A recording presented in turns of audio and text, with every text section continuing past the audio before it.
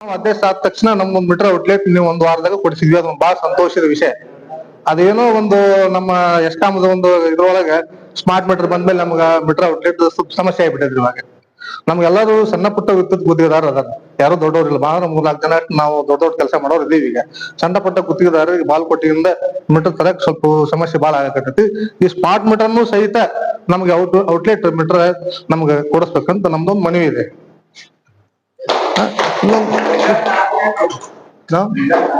ಮೂರಾರು ಜನ ಅಷ್ಟ ದೊಡ್ಡ ದೊಡ್ಡ ವರ್ಕ್ ಮಾಡ್ತಾರೆ.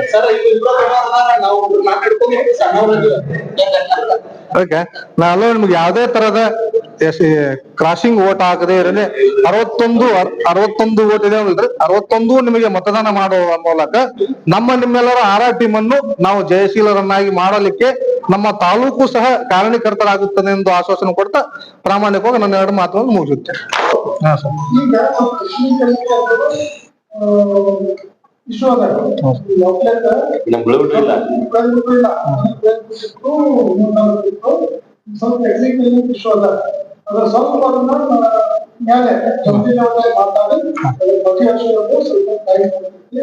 ನಮ್ಮಲ್ಲಿ ಸಮಸ್ಯೆ ಆಯ್ತು.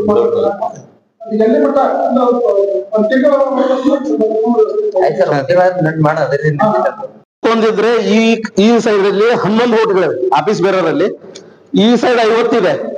ಬ್ಯಾಲೆಟ್ ಪೇಪರ್ 2 ಬರುತ್ತೆ. ಅದರಲ್ಲಿ ನೋಡ್ಕೊಂಡು ಕರೆಕ್ಟ್ ಆಗಿ ಇದ್ರದ್ದು ಸಣ್ಣ ಚೀಟಿ ಮಾಡಿ ಕೊಡ್ತೀವಿ ನಂಬರ್ದು. ಅವನ್ನ 2 ಪೌಡಲಿಕ್ಕೆರಿಂದ 42 ಹಾಕಿದ್ರು ನೀವು ವೇಸ್ಟ್. 62 ಹಾಕಿದ್ರು ವೇಸ್ಟ್. ಕರೆಕ್ಟ್ ಆಗಿ ನೋಡ್ಕೊಂಡ್ ಅದನ್ನ ಮುಂದಿನ ದಿನಮಾನದಾಗ ನಿಮ್ಗೆ ಲಾಜ್ನಾಗ ಅವತ್ತ ಹೇಳುವಂತ ಪ್ರಕ್ರಿಯೆಯನ್ನು ಮಾಡ್ತೀವಿ. ಕರೆಕ್ಟ್ ಓಟ್ ಹಾಕ್ರಿ, ಆ ಬಾಕ್ಸ್ ಅಲ್ಲೇ ಹಾಕ್ರಿ, ಹೆಚ್ಚು ಕಡಿಮೆ ಏನೂ ಮಾಡಬೇಡ್ರಿ. ಅದನ್ನ ಕರೆಕ್ಟ್ ನೀವು ಇಲ್ಲಿ ಒತ್ತಿದ್ರೆ ಬೆಂಗಳೂರಾಗ ಬಾಗಲಕೋಟೆ ಎಲ್ಲಿ ಐತೆ ಅನ್ನೋದು ಗೊತ್ತಾಗಿರ್ಬೇಕು ಅವ್ರಿಗೆ. ಯಾಕಂದ್ರೆ ಈ ಸಲ 100% ನಾವು ಮತ ಕೊಡ್ತೀವಿ ಅಂತ ಹೇಳ್ಕೇರಂದ್ರೆ ಚಾಲೆಂಜ್ ಮಾಡಿವು. ಅದ್ರ ಪ್ರಕಾರ ಅವ್ರು ಕೊಟ್ಟಂತ ಕಾರ್ಯಕ್ರಮ ಯಶಸ್ವಿ ಮಾಡಿಕೊಟ್ಟಿವು.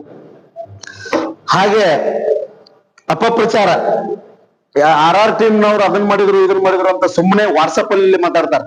ಯಾರಿಗೂ ಎದುರಿಗೆ ಬಂದು ಮಾತಾಡುವ ತಾಕತ್ತು ಇಲ್ಲ, ಧೈರ್ಯನೂ ಇಲ್ಲ, ಡಾಕ್ಯುಮೆಂಟ್ಸ್ ಇಲ್ಲ. ನಮ್ಮ ಹತ್ರ ಡಾಕ್ಯುಮೆಂಟ್ಸ್ ಅದಾವ. ಪ್ರೂಫ್ ಕೊಡ ಅಂದ್ರೆ ನಾವು ಇವತ್ತು ಕೊಡಕ್ ರೆಡಿ ಇದೀವಿ. ಅವ್ರು ಏನ್ ಮಾಡ್ಯಾರು, ನಾವ್ ಏನ್ ಮಾಡಿವಿ ಅಂತ ಹೇಳ್ಕೆ ಅವರು ಕಾಂಟ್ರಾಕ್ಟ್ರೆ, ಅದನ್ನೇನ್ ಬಹಿರಂಗ ಪಡಿಸೋದೇನು ಅವಶ್ಯಕತೆ ಇಲ್ಲ. ಮೊನ್ನೆ ಯಾರೋ ಗ್ರೂಪ್ ಅಲ್ಲಿ ಹಾಕ್ತಾ ಇದ್ರು, ಅದಕ್ಕೆ ಅವ್ರಿಗೆ ನಾವು ಹಾಕಬೇಡ್ರಪ್ಪ. ಈಗ ಸಹೋದ್ಯೋಗಿಗಳು ನಾವು ಇವತ್ತು ಎಲೆಕ್ಷನ್ ಮುಗಿತ ಅಂದ್ರೆ ನಾಳೆ ಎಲ್ಲರೂ ಅದೇ ಕೆಲಸದಲ್ಲಿ ಇರ್ಬೇಕು. ಎಲ್ಲಾರ ಮರ್ಯಾದೆ ಅಷ್ಟೇ. ಏನೋ ಕಾರ್ಯಕ್ರಮಗಳು ಆಗಿರ್ತಾವು, ಯಾರ್ಯಾರು ಏನೇನೋ ಮಾಡ್ಕೊಂಡಿರ್ತಾರ. ಅದಕ್ಕೆ ಯಾವ್ದಕ್ಕೂ ಒತ್ತು ಕೊಡ್ಲಾರ್ದನ ಒಮ್ಮತದಿಂದ ಮಾಡ್ಕೊಂಡು ಈ ಸಲ ಒಳ್ಳೆ ಕಾರ್ಯಕ್ರಮ ಕೊಡು ಅನ್ನೋ ಕಾರಣಕ್ಕಾಗಿ ನಮ್ಮ ಬಸವೇಶ್ವರ ಸನ್ನಿಧಿಯಲ್ಲಿ ಕೂಡಲ ಸಂಗಮದಲ್ಲಿ 3 ವರ್ಷಕ್ಕೆ ನಮ್ಮ ಎಲೆಕ್ಷನ್ ಆಗ್ತಾ ಇತ್ತು. ಅದಕ್ಕಾಗಿ ನಾವು ಜೀವಲ್ಲಿ ಒಂದು ಠರಾವ್ ಪಾಸ್ ಮಾಡಿಬಿಟ್ಟು 5 ವರ್ಷಗಳ ಕಾಲ ಮುಂದುವರಿಸುವಂತದ್ದನ್ನ ಠರಾವ್ ಮಾಡಿಕೊಂಡಿವಿ. ಯಾಕಂದ್ರೆ 3 ವರ್ಷದೊಳಗೆ ಯಾವ ಕೆಲಸಗಳನ್ನ ಸಂಘ ಇಂಪ್ರೂವ್ಮೆಂಟ್ ಮಾಡೋ ಸ್ಟೇಜಿಗೆ ಬರ್ತಾ ಇರ್ಲಿಲ್ಲ. 1 ವರ್ಷನೂ ಕೂಡ ಅಡ್ಡಾಡ್ಬೇಕು, ಅಲ್ಲಿ ನೀವು ಯಾರು ಕರೆದ್ರೆ ಬರ್ಲೇಬೇಕು. 1 ವರ್ಷದೊಳಗೆ ಏನು ಮಾಡಕ್ ಹಾಕಿರಲಿಲ್ಲ. ಇನ್ನೊಂದು ವರ್ಷಕ್ಕ ಎಲೆಕ್ಷನ್ ಬಂದ್ಬಿಡುದು. ಎಲೆಕ್ಷನ್ 6 ತಿಂಗಳ ಎಲೆಕ್ಷನ್ ಹೋಗ್ಬಿಡ್ತಾ ಇತ್ತು. ಅದಕ್ಕೆ ಅದನ್ನ ಬಯಲಾಚಿ ತಿದ್ದುಪಡಿ ಮಾಡಿ 5 ವರ್ಷ ಮಾಡಿದ್ದೀವಿ. ದಯವಿಟ್ಟು ಈ 5 ವರ್ಷಗಳಲ್ಲಿ RR ಟೀಮಿನ ತಾಕತ್ತು ಏನೈತತ್ತು ಏನ್ 3 ವರ್ಷದೊಳಗೆ ತೋರಿಸ್ತೀವಿ. ಇನ್ನು 5 ವರ್ಷ ಕೊಟ್ರ ಆಲ್ಮೋಸ್ಟ್ ನಾವು ಏನ್ ಗುತ್ತಿಗೆದಾರ ಇದೀವಿ PWD ಒಳಗೆ ಹೆಂಗ ಏನ ಒಂದು ಫೆಸಿಲಿಟಿಗಳದಾವಲ್ಲ, ಆ ಫೆಸಿಲಿಟಿಗಳನ್ನ ನಮ್ಮ ಎಲೆಕ್ಟ್ರಿಕಲ್ ಕಾಂಟ್ರಾಕ್ಟರ್ ತರ್ಬೇಕಂತ ಹೇಳ್ಕಿರಂತ ಆಲ್ರೆಡಿ CM ಜೊತೆ ಮಾತಾಡಿದೆ, DCMಗೂ ಮಾತಾಡಿದೆ, ಪವರ್ ಮಿನಿಸ್ಟರ್ಗೂ ಮಾತಾಡಿದೆ. ಇಷ್ಟೆಲ್ಲ ಬೆಳವಣಿಗೆ ಪ್ರಕಾರ ಇದನ್ನ ಮುನ್ನಡೆಸ್ಕೊಂಡು ಹೋಗುವಂತ ತಾಕತ್ತಿರುವುದು ಒಬ್ಬ ವ್ಯಕ್ತಿ ಅಂದ್ರೆ C ರಮೇಶ್ ಅವ್ರಿಗೆ, ನಮ್ಮ ರಾಜ್ಯಾಧ್ಯಕ್ಷರು, ನಮ್ಮ ಆತ್ಮೀಯ ಸಹೋದರರು. ಯಾಕಂದ್ರೆ ಆ ಮನುಷ್ಯನಲ್ಲಿ ತಾಕತ್ ಹೆಂಗೈತೆ ಅಂದ್ರೆ ಯಾವ್ದಕ್ಕೂ ಭಯ ಪಡುದಿಲ್ಲ. ಇವತ್ತು ಏನ್ ಬೇಕಾದಾಗ್ಲಿ ನಾ ಮುನ್ನುಗ್ತೀನಿ ಅನ್ನುವಂತ ಛಲ ಐತಿ. ಅವನ ಇಂಪ್ರೆಸ್ ದಿಂದ ನಾವು ಅಂತವ್ರು ಜಿಲ್ಲೆಗೂ ಇಷ್ಟು ಮಂದಿ ತಯಾರಾಗಿದ್ವಿ. ಎಲ್ಲದಕ್ಕೂ ರೆಡಿ ಇದೀವಿ ನಾವು. ಇವತ್ತು ಬರ್ಲೇಬೇಕು ಮಾಡ್ಬೇಕು ಅಂದ್ರೆ ಇವತ್ತಿನ ಮಟ್ಟ ಇಷ್ಟೊಳಗ 100 ವರ್ಷದ ಇಷ್ಟೊಳಗ MD ಯಾರನ್ನೂ ಕರೆದು ಮಾತಾಡಿಸುವಂತ ಪರಿಸ್ಥಿತಿ ಇರ್ಲಿಲ್ಲ. ಮಿನಿಸ್ಟರ್ ದೂರ ಹೋಯ್ತು. ಇವತ್ತು MD ಅವರು ನಮ್ಮನ್ನ ಮುಂದೆ ಕರ್ಕೊಂಡು ಕೂತ್ಕೇರಂದು ಊಟ ಮಾಡಿಸ್ಕೇರಂತ ತಮ್ಮ ಸರಿ ಸಮನಾಗಿ ಕುಂದರ್ಸ್ಕೊಂಡ ನಮ್ಮಲ್ಲಿ ಆ ಇರ್ತಕ್ಕಂತ ಕುಂದು ಕೊರತೆಗಳನ್ನ ಕೇಳ್ತಾರ ಅಂದ್ರ ಅದ್ರ ತಾಕತ್ RR ಟೀಮ್ ಇಂದು ನಮ್ಮ ಅಧ್ಯಕ್ಷರದು. ಅದಕ್ಕೆ ನಾವು ಹೆಮ್ಮೆ ಪಡ್ಬೇಕು. ಯಾರು ಇದಕ್ಕೆ ಪ್ರಚೋದನೆ ಏನು ಕೊಟ್ಟಿಲ್ಲ. ಅದಕ್ಕೆ ನಮ್ಮ ಶ್ರಮ, ನಾವು ಅಷ್ಟೂರು ಆ ತರ ದುಡಿತಾ ಇದ್ದೀವಿ. ಆ ತರ ಎಲ್ಲಾ ಸರ್ವ ಸದಸ್ಯರಿಗಾಗಿ ಹಗಲಿರುಳು ಅನ್ನೋದೇ ಕೆಲಸ ಕಾರ್ಯಗಳನ್ನು ಮಾಡ್ತಾ ಇದ್ದೀವಿ. ನಮ್ಮಲ್ಲಿ ಒಗ್ಗಟ್ಟಿದೆ. ಆ ಒಗ್ಗಟ್ಟಿಗೋಸ್ಕರ ಅವರು ಇವತ್ತ ನಮಗೆ ಸ್ಪಂದನೆ ಮಾಡ್ತಾ ಇದ್ದಾರೆ.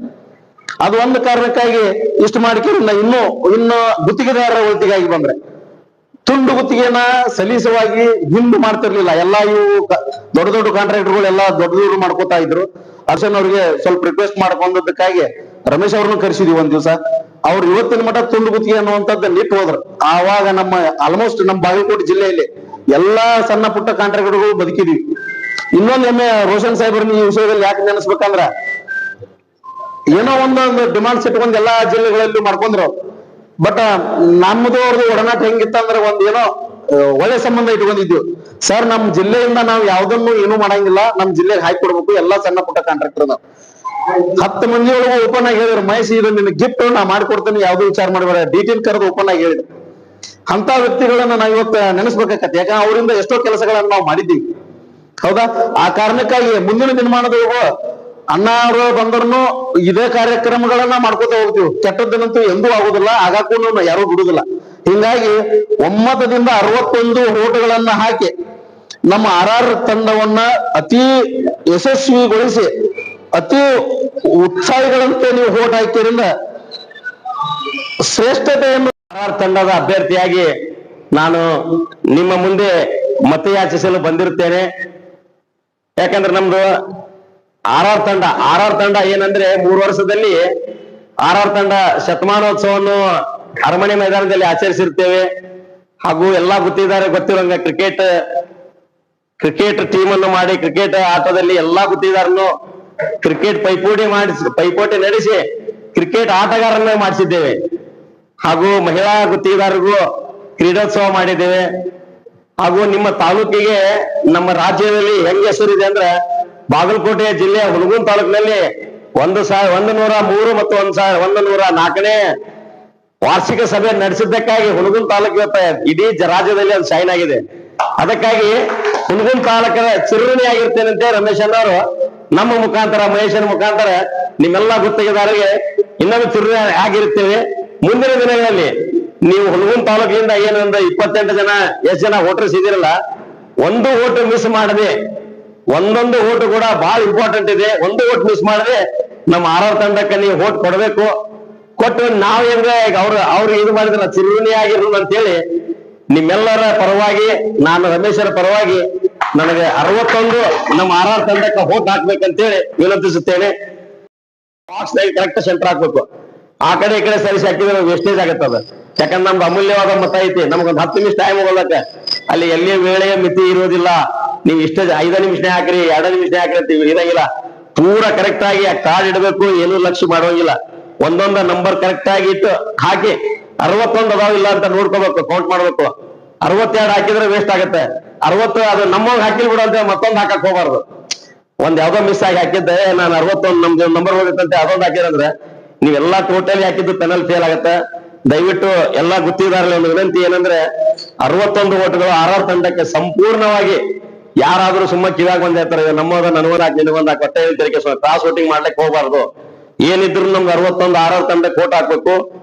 ಓಟ್ ಹಾಕಿ ಖುಷಿಯಿಂದ 12ನೇ ತಾರೀಕಿಗೆ ಹೋಗುವ ವ್ಯವಸ್ಥೆಯನ್ನು ನಮ್ಮ ಸುಲೇಮಾನ್ ಹೇಳ್ತಿ. ಬೆಂಗಳೂರೊಳಗೆ 12ನೇ ತಾರೀಕು ಹೋಗೋದು, 13 ತಾರೀಕು ಬೆಂಗಳೂರು ಎಲ್ಲ ಆರಾಮ್ ಮಾಡಿ 14ನೇ ತಾರೀಕಿಗೆ ಓಟ್ ಹಾಕಿ 14ನೇ ತಾರೀಕಿಗೆ ವಿಜಯ ಮಾಲೆಯನ್ನು ಹಾಕೊಂಡು ಖುಷಿಯಿಂದ 25ನೇ ತಾರೀಕಿಗೆ ಬರೋಣಂತೆ ನಿಮ್ಮೆಲ್ಲರ ಆಶೀರ್ವಾದದಿಂದ ನಾನು ಹೇಳ್ತಾ ಇದ್ದೀನಿ. ಮೊಟ್ಟ ಮೊದಲಿಗೆ ನಮ್ಮ ಮಾರುತಿಯರು ಹೇಳಿದ್ರು, ಎಲ್ಲಾರು ಹೇಳಿದ್ರು, ನಾವು 2 ತಂಡಗಳು ಮಾಡಿ ನಾವೇ ಜಗಳ ಆಡ್ತಾ ಇದ್ದೀವಿ. ಈಗೇನೈತಿ, ಅರ್ಧ ಕಾಂಟ್ರಾಕ್ಟರ್ ಮಾರುತಿ ಪರವಾಗಿ, ಅರ್ಧ ಕಾಂಟ್ರಾಕ್ಟರ್ ಮೈಬೂಮ್ ಪರವಾಗಿ ಅಂತೇಳಿ ಸುಮ್ಮ ಗೊಂದಲದ ಗೂಡಾಗಿ ಆ ಅಧಿಕಾರಿಗಳು ಏನಾಗಿತ್ತಂದ್ರೆ, ಮಾರುತಿ ತಂಡವ್ರು ಕೆಲಸ ಮಾಡಕತ್ತಿಲ್ರಿ, ಮೈಬೂಮ್ ತಂಡದವ್ರು ಬ್ಯಾಡ ಅಂತಾರ ಅನ್ನೋದು ಅವ್ರ ತಲೆಯಾಗಿತ್ತು. ಮೈಬೂಮ್ ತಂಡವ್ರು ಮಾಡದಿಲ್ರಿ, ಸುಮ್ಮ ನಾವ್ ಏನೋ ಇಂಟರ್ಫಿಯರ್ ಆಗ್ಲಿಕ್ಕಂದ್ರೆ ಸುಮ್ಮ ಹೆಸರು ಕೆಲ್ಸೋದು. ಹಿಂಗಾಗಿ ಕೆಲವು ಜನಕ್ಕೆ ತಲೆಯೊಳಗೆ ಇದಾಗಿ ಇಬ್ರು ಕೂಡ ಒಂದಾಗ್ಬಿಟ್ಟಿದ್ದಕ್ಕೆ ಆಫೀಸರ್ ತೆಲುವಾಗಿತ್ತಿಗೆ ಯಾರ ಹೆಸರು ಹೇಳ್ಬೇಕು, ಯಾರ ಹೆಸರು ಹೇಳಂಗಿಲ್ಲ. ಸುಮ್ಮನೆ ಯಾರೋ ಒಂದು 3-4 ಮಂದಿ ಏನೋ ಗೊತ್ತಿರ್ಲಾರ್ದಾರ ಏನೋ ಮಾಡಾಕ ಹೊಂಟಾರ, ಅದು ಸಕ್ಸಸ್ ಆಗಂಗಿಲ್ಲ. ದಯವಿಟ್ಟು ಅಂತವ್ರು ಕಿವಿ ಕೊಡಬೇಡ್ರಿ. ಏನಿದ್ರು ನೇರ ನಾವು ಯಾವ್ದೇ ಅಧಿಕಾರಿಗಳು ಏನೋ ಸಮಸ್ಯೆಗಳಿದ್ರು ನಮ್ಗೆ 24 ತಾಸು ರಾತ್ರಿ ಬೇಕಾದಾಗ ನಮಗೆ ಫೋನ್ ಹಚ್ಚಿರಿ. ನಾವು ನಿಮ್ಮ ಎಲ್ಲಾ ಗುತ್ತಿಗೆದಾರ ಯಾವುದೇ ಸಮಸ್ಯೆಗಳು ಬಂದರೆ ನಾವು ಸ್ಪಂದನೆ ಮಾಡ್ತೀವಿ. ಒಂದ್ ವೇಳೆ ನಾವು ಸಿಗದೆ ಇದ್ರೆ ನಿಮ್ಮಲ್ಲಿ ಹತ್ತಿರದಲ್ಲಿ ಅಂತ ನಿಮ್ಮ ತಾಲೂಕು ಅಧ್ಯಕ್ಷರಿಗೆ ಹೇಳ್ರಿ, ನಿಮ್ಮ ಕಾರ್ಯದರ್ಶಿಯರಿಗೆ ಹೇಳ್ರಿ, ನಿಮ್ ಯಾರು ಹಿರಿಯರ್ತಾರೆ ಎಲ್ಲರೂ ಹೇಳ್ರಿ. ಯಾವ್ದೋ ಸಮಸ್ಯೆ ಇಲ್ಲ. ಯಾಕಂದ್ರೆ ಅಮೀನ್ಗಢದಲ್ಲಿ ಒಂದು ಚೇಂಜ್ ಆಫ್ ನೇಮ್ ಸಮಸ್ಯೆ ಆಗಿತ್ತು ಪಾಟೀಲ್ ಮೇಡಮ್ ಇದ್ದಾಗ. ಅವಾಗ ನಾವ ಸ್ವತಃ ಬಂದು 24 ತಾಸು ಟ್ರಾನ್ಸ್ಫರ್ ಮಾಡಿದ ಉದಾಹರಣೆಗಳು ಇಲ್ಲಿದಾವ. ಪಾಟೀಲ್ ಬಾಯಿ ಇದ್ರು 24 ತಾಸೇ ಟ್ರಾನ್ಸ್ಫರ್ ಮಾಡಿಸಿ. ಮೊನ್ನೆ ಕೂಡ ಇಲ್ಲಿ ಅಧಿಕಾರಿಗಳು ಸ್ವಲ್ಪ ಗೊಂದಲ ಮಾಡಾಕತ್ತಿದ್ರು, ಅಲ್ಲೇ ಸುಮ್ ಫೋನ್ ಮುಖಾಂತರ ಹೇಳಿದ್ವಿ. ಅದು ಗೊಂದಲ ನಿವಾರಣೆ ಆಗೈತೆ ಅಂತ ನನಗೆ ಭರವಸೆ ಇದೆ.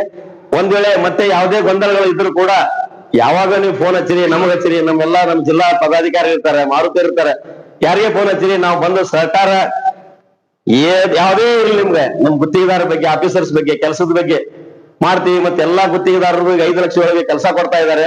ಆ ಕೆಲಸಕ್ಕೂ ಸಂಪೂರ್ಣ ಬೆಂಬಲ, ಕೆಲಸ ಕೊಡೋ ವ್ಯವಸ್ಥೆ ಮಾಡ್ತೀವಿ. ಮುಂದಿನ